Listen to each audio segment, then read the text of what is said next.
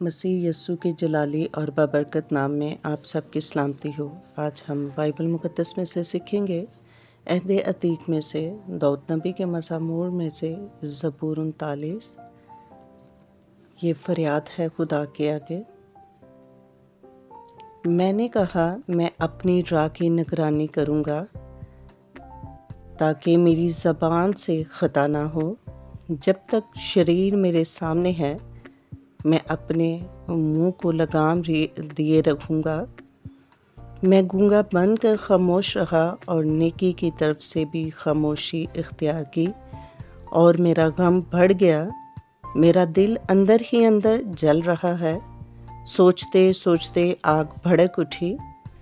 تب میں اپنی زبان سے کہنے لگا، اے خداوند ایسا کر کہ میں اپنے انجام سے واقف ہو جاؤں، اور اس سے بھی کہ میری عمر کی میعاد کیا ہے۔ میں جان لوں گا کہ کیسا فانی ہوں۔ دیکھ تو نے میری عمر بالشت بھر کی رکھی ہے، اور میری زندگی تیرے حضور بے حقیقت ہے۔ یقیناً ہر انسان بہترین حالت میں بھی بالکل بے ثبات ہے۔ در حقیقت انسان سایہ کی طرح چلتا پھرتا ہے۔ یقیناً وہ فضول گھبراتے ہیں، وہ ذخیرہ کرتا ہے اور یہ نہیں جانتا کہ اسے کون لے گا۔ اے خداوند اب میں کس بات کے لیے ٹھہروں گا؟ میری امید تجھ ہی سے ہے۔ مجھ کو میری سب خطا سے رہائی دے، احمقوں کو مجھ پر انکشت نمائی نہ کرنے دے۔ میں گونگا بنا، میں نے منہ نہ کھولا، کیونکہ تو نے ہی یہ کیا ہے۔ مجھ سے اپنی بلا دور کر لے، میں نے تو تیرے ہاتھ کی مار سے فنا ہوا جاتا ہوں۔ جب تو انسان کو بدی پر ملامت کر کے تنبیہ کرتا ہے تو اس کے حسن کو پتنگے کی طرح فنا کر دیتا ہے۔ یقیناً ہر انسان بے ثبات ہے۔ اے خداوند میری دعا سن اور میری فریاد پر کان لگا۔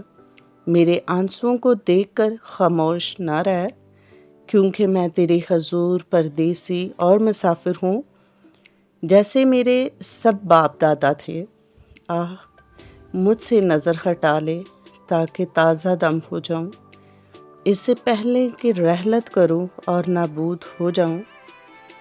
خداوند کے زندہ پاک کلام کا پڑھا اور سنا جانا ہم سب کے لیے باعث برکت ہو۔ خداوند کا شکر ہو، آمین۔